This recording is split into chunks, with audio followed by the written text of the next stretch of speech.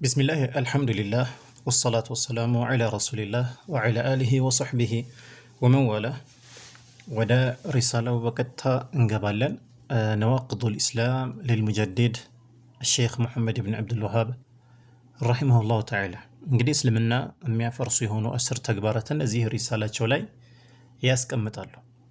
እነዚህ 10 ተግባራቶችን በቅደም ተከተል እሳቸው የጠቀሷቸውን ማለት ነው በቅደም ተከተል እንመለከታቸዋለን።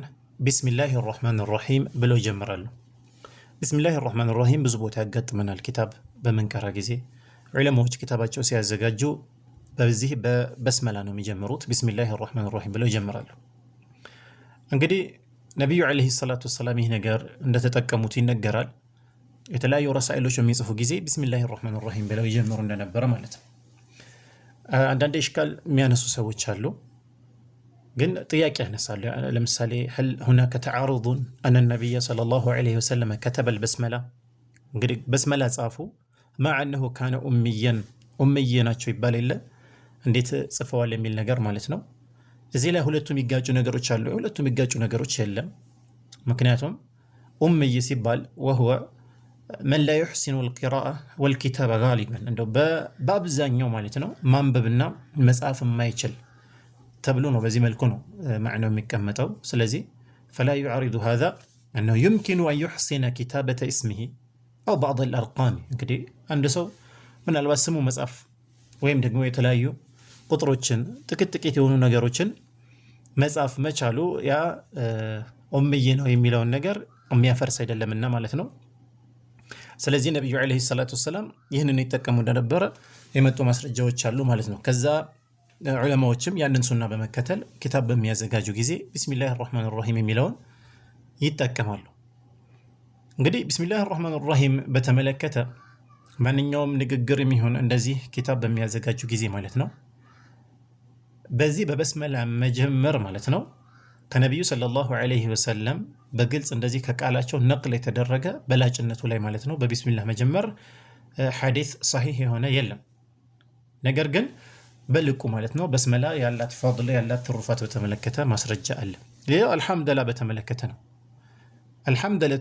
አልሐምዱሊላህ ረቢል ዓለሚን የምንለውን ማለት ነው ሱነቱን ፊል ኡሙሪል ቀውልያ ንግግራዊ በሆኑ ሱናዎች ላይ ይሄ ሱና ነው። በስመላ ደግሞ ሱነቱን ፊል ኡሙሪል ኪታቢያ የሚጻፉ በሆኑ ነገሮች ላይ ደግሞ ቢስሚላህ ተብሎ መጀመር ማለት ነው ይሄ ሱና ነው። ስለዚህ በዚህ መልኩ ነገሮችን እንረዳለን ማለት ነው። ይሄን እናስቀምጡ። በአላህ ስም እጅግ በጣም ሩህሩህ እጅግ በጣም አዛኝ በሆነው እጀምራለሁ አሉና ኪታባቸውን ጀመሩ ማለት ነው። የመጀመሪያው የጠቀሱት ኢዕላም ይላሉ፣ እወቅ ይላሉ። ምክንያቱም እውቀት የሚቀድም ነገር ስለሆነ العلم قبل القول والعمل كما قال الإمام البخاري ማለት ነው።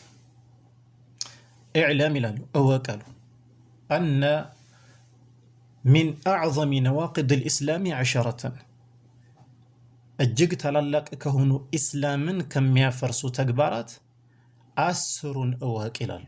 እነዚህ 10 ማለት ነው ነዋቂድ الإسلام ليست 10 فحسب يعني 10 ብቻ እኮ አይደለም። እዚህ ኪታብ ላይ ከተጠቀሱ ከ10 ውጪ ሌላ እስልምና የሚያፈርስ ተግባር የለም ማለት አይደለም። ولكن هذه ال10 እነዚህ የጠቀሷቸው 10ዎቹ ማለት ነው متفق عليها ሁሉም የተስማማበት የሆነ እስልምና የሚያፈርሱ ነገራቶች ናቸው። እንደዚሁም ደግሞ وهي الأخطر እጅግም ደግሞ አደገኛ የሆኑ ተግባራቶች ናቸው። ያ ብቻ አይደለም والأكثر انتشارا بين المسلمين በሙስሊሞች መካከል ደግሞ በጣም የተሰራጩ የሆኑ እስላምን የሚያፈርሱ የሆኑ ተግባራት ስለሆኑ ነው 10ን ነጥለው በዚህ መልኩ እሳቸው እያስተማሩ ያሉት እንጂ ከነዚህ ከ10 ውጪ እስልምና የሚያፈርስ ነገር የለም ማለት አይደለም። وتصلح أن تكون أصلا ምናልባትም ደግሞ እንደ መሰረትም ልንጠቀመው እንችላለን። እነዚህ የሚጠቀሱት 10 ማለት ነው መሰረቶች ናቸው የነዋቂድ الإسلام ማለት ነው የተፈረዑ منه بقية النواقض። ስለዚህ ሌሎች ኢስላምን የሚያፈርሱ የሆኑ ተግባራቶች ከየት የሚወለዱ ናቸው? ከነዚህ ከ10 ማለት ነው።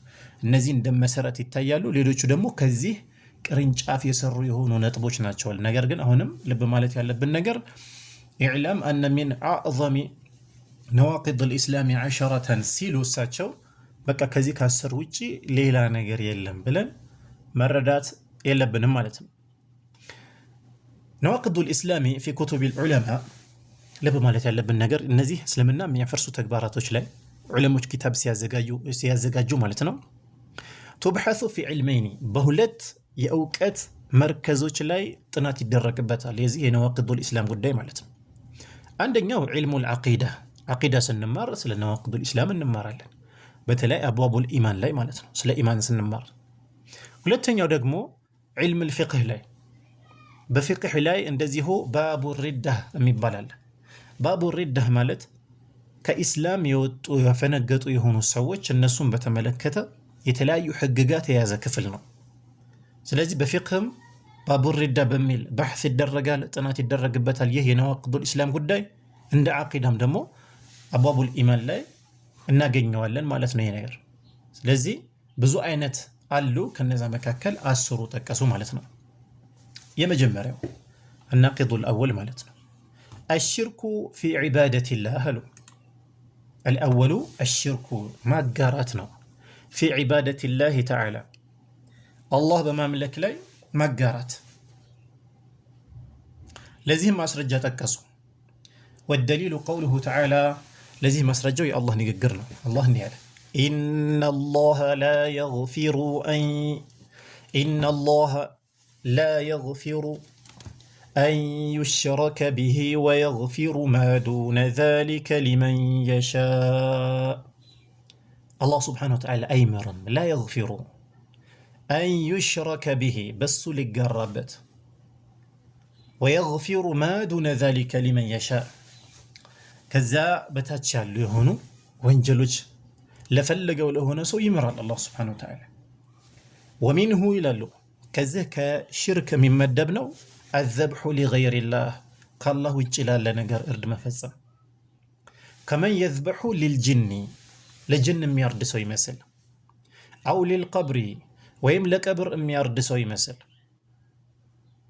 ስለዚህ እነዚህ ሽርክ ተግባራት ያኒ የሚሰራ የሆነ ሰው ነቀض ኢስላመሁ ሰውየው እስልምናውን አፈረሰ ማለት ነው። እስልምና የሚያፈርሱ በጣም አደገኛ የሆኑ ነገሮች ናቸው። ይህንን ሽርክ በተመለከተ በዘርዘር ባለመልኩ መመልከት ያለብን ማወቅ ያለብን ነገራቶች አሉ። እነዚህ ማስታወሻ እየያዝን ልናውቃቸው ይገባል። በመጀመሪያ ታሪፉን እንመልከት። ሽርክ ምንድነው የሚለው ማለት ነው። ሉገተን እንደ ቋንቋ ሽርክ ማለት هو الخلط والضم والجمع ማለት ነው። አንድን ነገር መቀላቀል፣ መሰብሰብ፣ አንድ ማድረግ ማለት ነው። ሰብሰብ ማድረግ፣ መቀላቀል ይሄ ሽርክ ይባላል በቋንቋ ደረጃ ማለት ነው። ኢስጢላሐን በሙያዊ ትርጉሙ በዓቂዳ ለምሳሌ ዑለማዎች ይህንን ነገር በሚያብራሩ ጊዜ ማለት ነው ኢስጢላሐን جعل الشيء من خصائص الخالق خالقاتشن الله سبحانه وتعالى ብቻ የተነጠለበት የሆነ ነገር ለመክሉቅ ማድረግ ይሄ ሽርክ ይባላል። ለአላህ ብቻ የሆነ ነገር ለመክሉቅ ማድረግ ይሄ ሽርክ ይባላል። ለምሳሌ ዒባዳ ለአላህ ብቻ የሚደረግ ነበር፣ ለመክሉቅ ሲደረግ ያኔ ሽርክ ይባላል። ይሄ እንግዲህ ይሁንን አላህ እሱ ብቻ የተነጠነበት ነገር ለመክሉቅ ማድረግ ሽርክ ነው ስንል ሰዋእን ካነ ፊህ ተስዊያ አው ዱነ ተስዊያ ያ ማለት ሰውየው ለመክሉቅ ያንን የአላህ የሆነን ነገር ለመክሉቅ በሚሰጥ ጊዜ ያንን መክሉቅ ከአላህ ጋር እኩል አደረገም እኩል አላደረገም ለአላህ የሚገባው ነገር ለመክሉቅ አሳልፎ መስጠቱ ይሄ ሽርክ ይባላል። في صحيح البخاري من የሚላለ الشرك هو أن تجعل لله ندا ሽርክ የሚባለው እሱ أن تجعل لله ندا ለአላህ ቢጤ ልታደርግለት ነው። ወለው 1% ማለት ነው። 100ኛ ለምን አይሆንም? ትንሽ ነገር እንኳን ቢሆን ለአላህ ቢጤ ማድረግ ነው። ስለዚህ وخصائص الخالق ترجع إلى الربوبية والألوهية والأسماء والصفات. ይሄ ስለ ተውሂድ ስንማር እንግዲህ ተውሂድ በሶስት ይከፈላል። ወደ ኡሉሂያ እንደዚሁም الربوبية እና الأسماء والصفات ላይ የሚመለሱ ነጥቦች ናቸው። ስለዚህ ሽርክ ማለት ምንድነው ተብለን ብንጠየቅ በዚህ መልኩ መስጠት እንችላለን። ሉገተን ወስጢላሕን ማለት ነው። ሌላው ሽርክ ክፍሎች አሉት። አንዳንድ ዑለማዎች በሶስት ያደረጉ አሉ። ሽርኩል አክበር፣ ሽርኩል አስገር፣ ሽርኩል ኸፊይ። በብዛት ሽርኩል አክበር እና ሽርኩል አስገር። ስለዚህ አቅሳሙ ሽርክ ስንመለከት የመጀመሪያው ሽርኩል አክበር ነው። ትልቁ ሽርክ ይባላል። ዩኽሪጁ ሚነል ኢስላም፣ ይህ ከእስልምና ያስወጣል። ልክ አሁን የምንማራቸው እንደ 10 ተግባራት ማለት ነው አንዱ ስለሆነ። ወዩሕቢጡ ጀሚዐል ዒባዳት፣ አጠቃላይ የምንሰራቸው ዒባዳዎች በአጠቃላይ ውድቅ ያደርጋል። ሰውየው እየሰገደ ከሆነ ሽርክ ካለ ሽርኩ ያንን ሰላቱን ያወድምበታል። ማንኛውም የምንሰራቸው መልካም ስራዎች ያንን ሽርክ ያጠፋቸዋል ማለት ነው። ያ ብቻ አይደለም። ሽርኩል አክበር አንድ ሰው ያንን እየሰራ ከሞተ ወላ የግፊሩሁ ላሁ አበዳ፣ አላህ መቼም አይምሮም ያው ሰውዬ ማለት ነው። ከሞተም በኋላ ወዩኸለዱ ሳሒቡ፣ የዚህ ሽርክ ባለቤት ይዘወትራል ፊናሪ በእሳት ኢዛ ማተ ዐለይሂ፣ ተውበት ሳያደርግ በዚህ ሽርክ ላይ ከሞተ ማለት ነው። በጣም ከባድ አደጋ ነው።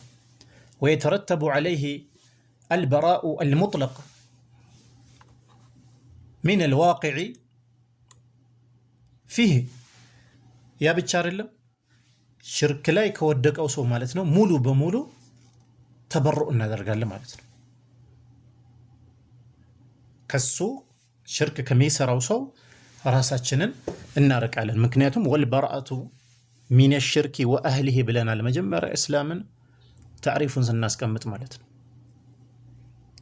ወየስተውጂቡ ልሐድ ወልቀትል፣ ሽርክ የሚባለው ነገር በእኛ ላይ ሐድ እንዲቆምብን ቅጣት፣ ሸሪዓዊ የሆነ ቅጣት መገደል፣ ያ ሁላ የሚያመጣ ነገር ነው። ያ ብቻ አይደለም፣ ሽርክ የሚሰራ ሰው በዛ ላይ ከሞተ ወላ ዩድፈኑ ፊ መቃቢር ልሙስሊሚን፣ ሙስሊሞች ቀብር አይቀበርም። ወላ የሪቱ፣ አይወርስም እሱ ከሙእሚን ቤተሰቦቹ ለምሳሌ። ወላ ዩረቱ፣ የእሱም ሀብት አይወረስም። ምክንያቱም ከባድ የሆነውን ሽርክ፣ እስልምና የሚያፈርሰውን ሽርክ ስለሰራ ማለት ነው። ለዚህ ነው እነዚህ ነገሮች አውቀን መጠንቀቁ ያስፈልገው ማለት ነው። ሁለተኛው ሽርኩል አስገር ይባላል። ትንሹ ሽርክ ነው። ይህ ትንሹ ሽርክ የሚባለው ኩሉ ወሲለትን ኢለ ሽርኪል አክበር ነው። ወደ ሽርኩል አክበር የሚወስዱ የሆኑ ነገሮች ሁሉ ሽርኩል አስገር ናቸው። ለምሳሌ ሚስሉል ቢናኢ ዐለል ቁቡር፣ ቀብር ላይ መገንባት። ቀብር ላይ መገንባት ድርጊቱ ራሱ ሽርክ ባይሆንም ነገር ግን ሰዎች እንዲያሻርኩ መንገድ ያመቻቻል ማለት ነው። ጠዋፍ እንዲያደርጉት፣ እንዲለምኑት ለመሳሰለው ነገር። ወሁወ ኩሉ ማ ሱሚየ ፊ ሸርዒ ሽርከን ወደለት ልአድለቱ ዐላ አነሁ ላ ዩብጢሉ ልእስላም። አንዳንዴ በሸሪዓችን ሽርክ በሚል ወስፍ ተገልጸው ነገር ግን በማስረጃ እስልምና እንደማያፈርስ የተረጋገጠ ነገር ያ ሽርኩል አስገር ይባላል። ለምሳሌ ከሪያ፣ እዩልኝ ይመስል፣ ወልሐሊፍ መሐላ ቢገይሪላህ፣ ከአላህ ውጭ ባለ ነገር። እነዚህ ነገሮች ሪያ ለምሳሌ ላ ዩኽሪጁ ሚነል ሚላ አይደል፣ ከእስልምና ያስወጣም። ወፊል አስል፣ ነገር ግን ከመሰረቱ ማለት ነው ሁወ ዩሕቢጡ ልዓመል አለዚ ኻለጠሁ፣ ያኒ ሪያ የተቀላቀለበት ስራን ብቻ ነው የሚያወድመው ማለት ነው። አንዳንዴ በጣም በርካታ ስራዎችንም እንደዚሁ ሊያበላሽ ይችላል። ነገር ግን ሰውየው ሙሉ በሙሉ የሚሰራቸው መልካም ስራዎቹ ስለማያወድምበት አያከፍረውም፣ ትንሹ ሽርክ ላይ ከወደቀ ማለት ነው። እንግዲህ ይማራል አይማርም የሚል ኺላፍ አለ። ወልአቅረቡ አነሁ ላ ዩግፈር፣ ምህረት እንደማይደረግለት ነው አያው ዛሂሩ እንደሚያሳየው ማለት ነው። ነገር ግን ላ ዩኸለዱ ሰሒቡሁ ፊናር፣ የዚህ ተግባር የዚህ ትንሹ ሽርክ ባለቤት ጀሃነም ውስጥ እንደማይዘወትር ይታወቃል ማለት ነው። ትልቁ ሽርክ የሚሰራ ሰው ነው ጀሃነም ላይ የሚዘወትረው።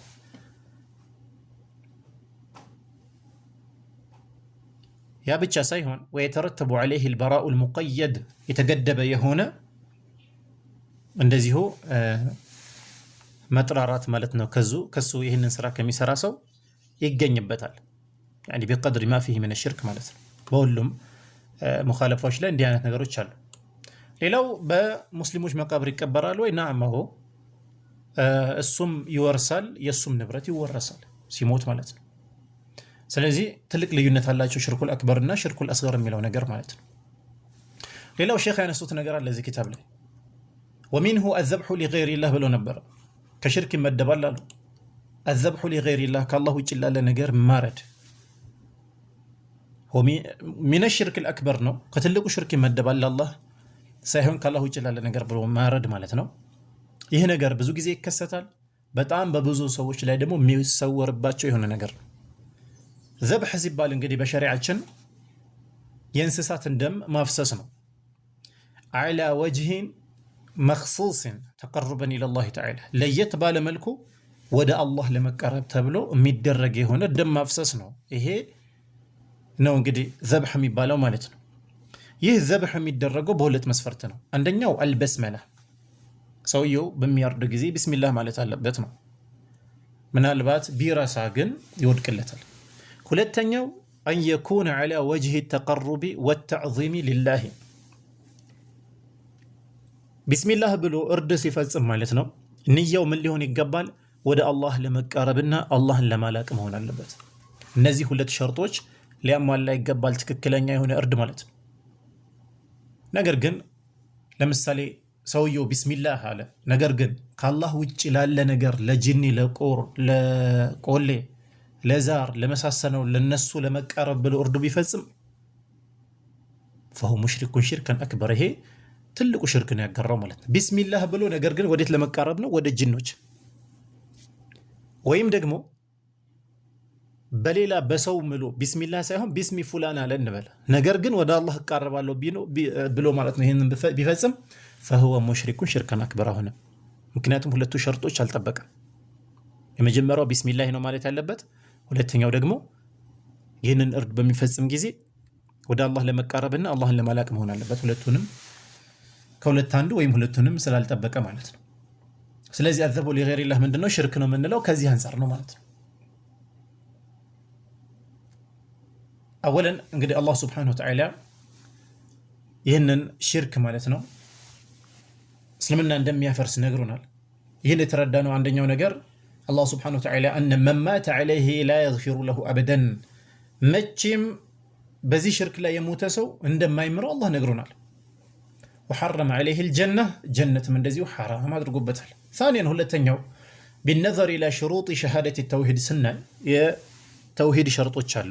ላ ኢላሃ ኢለላህ ሽሩጦች አሉ። አልዕልም ወልየቂን ወልቀቡል ወልንቅያድ ወስድቁ፣ እንደዚሁም ደግሞ አልኢኽላሱ አልመሐበቱ፣ እነዚህ የላ ኢላሃ ኢለላህ ሸርጦች አሉ። እነዚህ የሚያጓድል መሆን የለበትም። ሌላው ይህ ሽርክ የሚባለው ነገር አንደኛ በአቅልም በጣም አስቀያሚነቱ የታወቀ ነው፣ እንኳን በቁርአንና በሐዲስ በፊጥራም እንደዚሁ አስቀያሚነቱ የታወቀ ነገር ነው። በአቅል ብንል ሊአነ ሽርከ ተስዊየቱን ሊልኻሊቅ ቢልመኽሉቅ ነው። ዝም ብለን ስናስበው ኻሊቅን በመኽሉቅ ማነጻጸር ነው ወይም እኩል ማድረግ ነው። ይሄ ማንኛውም ጤነኛ አእምሮ ያለው ሰው የሚቀበለው አይደለም። ምክንያቱም ፋዲልና መፍዱል በፍጹም እኩል አይሆኑም። በላጭና ተበላጭ እንዴት እኩል ይሆናሉ? ሰሪና ተሰሪው እንዴት እኩል ይሆናሉ? ጎዶሎና ሙሉ የሆነ እንዴት እኩል ይሆናሉ? ስለዚህ በአቅልም ይህ ሽርክ የሚባለው ነገር ባጢል ነው። በተፈጥሮ እንኳን ብናይ ማንም ሰው የእሱ ሐቅ በሆነ ነገር ሌላ አካል መጥቶ እንዲጋራበት አይፈልግም። የራሳችን የሆነ ንብረት ላይ አንድ ሰው መጥቶ ዝም ብሎ እያየ ነው ሳያስፈቅድ እንዲሁ ወስዳለሁ ብሎ ቢሞክር ማንም ዝም አይለው። ምክንያቱም ይሄ ሐታ በፊጥራ እንኳን የምንቀበለው ነገር ስላልሆነ ማለት ነው። ስለዚህ ሽርክ የሚባለው ነገር በሸሪዓችንም በአቅልም እንደዚሁም በፊጥራም እጅግ የተወገዘ የሆነ ነገር ነው። ሽርክ የሰራ ሰው ከእስልምና የሚወጣበት ነገር ነው ማለት ነው። ይህንን ሽርክ መጠንቀቅና ለሌሎችም ማስጠንቀቅ ይኖርብናል። ኢንሻአላህ ሁለተኛውን አቅድ እንመለከተዋለን።